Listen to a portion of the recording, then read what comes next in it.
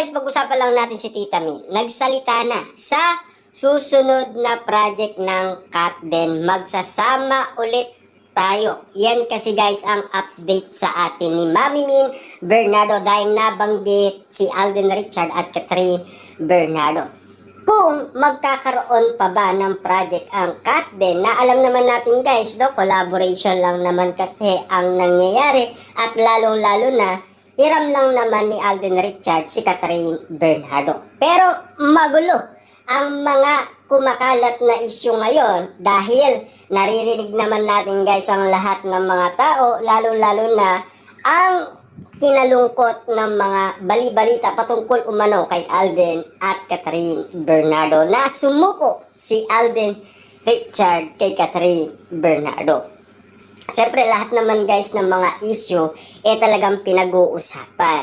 Siyempre, nang dahil nga naman kasi guys nagsalita si Mami Min Bernardo na mo guys paniwalang paniwala ang maraming tao. Pero ibibis natin guys, kung mapapansin niyo si Mami Min Bernardo ay namumula ang kanyang mga mata. Parang malungkot siyang nagsasalita umano based sa mga reaction na nakikita natin. Kasi alam naman natin guys, sa mga karakter ng mga artista, based sa mga napapansin ninyo, kaya nilang mag-deny at kaya din nilang sumagot ng totoo. Kita nyo naman guys, Katniel, more than 5 years bago sila umamin sila na. Pero 5 years na pa lang silang nagkaroon ng relationship na mag-on na. Pero paliwanag nga naman kasi guys ng karamihan, sila na pala more than 5 years na. Siyempre guys, alam naman natin, napapansin naman at nararamdaman yan ng marami. At lalong-lalo na guys, kung napapansin ninyo kung papaano sumagot ang madaming tao na fans ng Katniel, at ang gusto nila ay ikasal na si Daniel Padilla at Catherine Bernardo.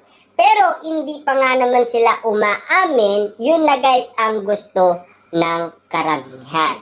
Siyempre guys, alam naman natin na magulo ang kasaysayan ngayon ng Katden at Katniel. Kung sino nga ba talaga guys ang paniniwalaan natin at kung totoo nga ba talaga na na-turn off itong si Alden Richard sa ginawa umano ni Catherine Bernardo. Siyempre kababae mong tao at lalong-lalo na ayaw mo na siyang kausapin at ayaw mo na siyang makita ayon sa iyong paliwanag at sa iyong sinasabi.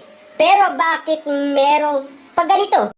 At meron pagano. Yan kasi guys ang paliwanag ng karamihan. Kung bakit nalilito at nagdududa at nagtataka. Ibig sabihin pala nito guys yung lihim na pagkikita at pag-uusap ng Katniel ay talagang mahal pa nila ang isa't isa. Napatunayan naman yan guys ni Catherine Bernardo dahil wala naman siyang minahal na iba. At ganun din naman guys si Daniel Padilla.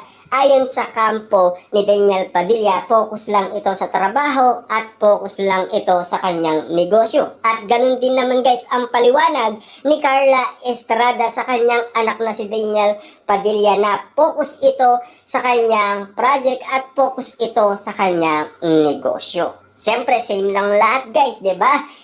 Lahat naman ng paliwanag guys, kitang-kita naman natin na nag-i-enjoy naman si Catherine Bernardo at Daniel Padilla.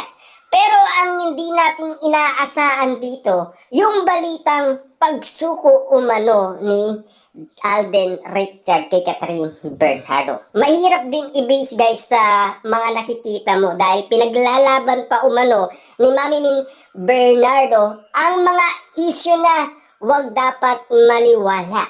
Pero dapat ba natin guys paniwalaan? Nakitang-kita naman natin kasi guys na parang napakalungkot ni Mami Min Bernardo abang siya ay nagsasalita. Yung moment guys na nagsasalita umano si Mami Min Bernardo, noong bago pa lang si Catherine Bernardo magdalaga umano.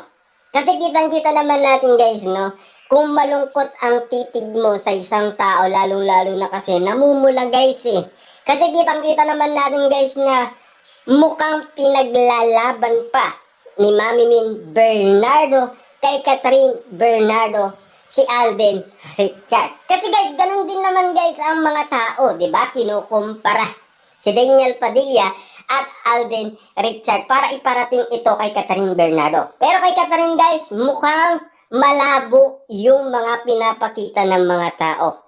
At mukhang ang mga kaibigan niya umano ang kanyang pinapakinggan. Ibig sabihin lang nito, mas tiwala siya sa mga kaibigan niya kesa sa kanyang pamilya at lalong-lalo na kay Mami Min Bernardo. Dahil yan guys ang pinag-uusapan sa lahat ng social media. Hindi natin alam kung kanino ba tayo maniniwala. Diba? Pero kung ipaglalaban pa ng isang Mami Min Bernardo ang relationship ni na Alden Richard at Catherine Bernardo. Pero paano kung ayaw na ni Catherine Bernardo? May magagawa pa ba ang isang Mami Min Bernardo na talagang sinasabi sa atin na huwag tayong maniniwala basta-basta kung kani-kanino? Pero bakit nga naman merong paganon at merong paganito? Ano kaya guys ang masasabi ng iba tao dahil sa pagsasalita umano ni Mami Min Bernardo? Dahil nga naman kasi guys sa mga issue na yan, alam naman natin guys mga artista yan, di ba? Marunong silang magsinungaling, marunong silang mag-deny.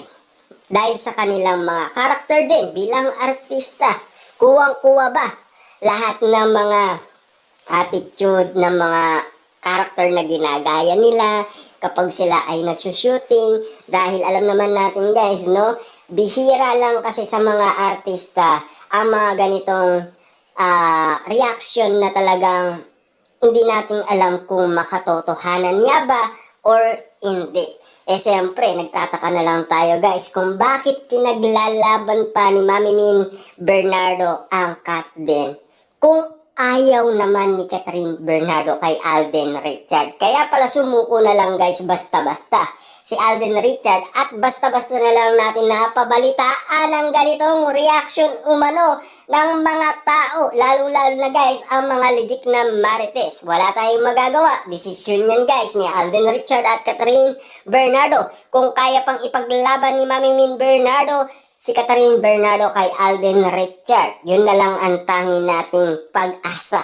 Yun na lang guys ang tanging nating laban umano sa mga kumakalat na issue sa social media.